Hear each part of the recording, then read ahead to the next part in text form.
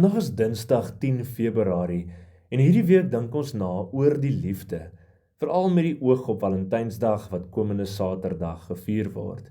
En die bekende Rick Warren sê vir ons dat ons is geskep vir verhoudings.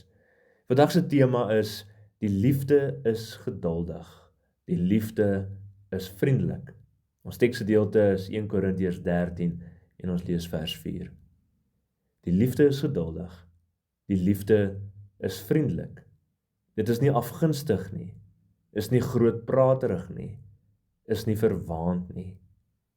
Jy sien, ons is geskep vir verhoudings, maar sonder hierdie eienskappe breek hulle, of ontbreek hulle.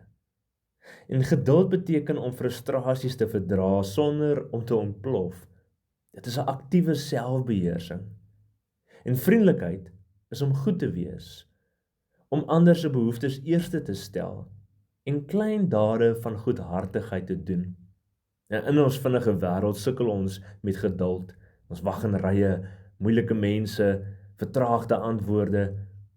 En liefde is nie haastig nie. Dit wag op God se tyd en dit gee vir ons genade. En vriendelikheid is proaktief.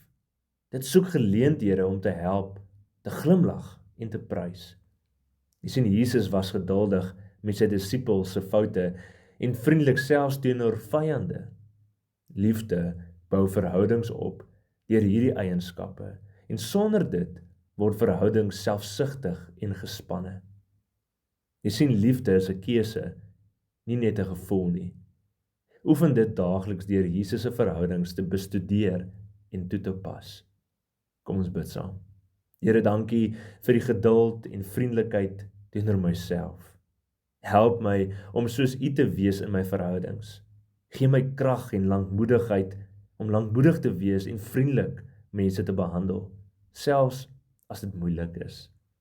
Vul my met die liefde sodat ek geduldig en vriendelik kan lief hê. Amen.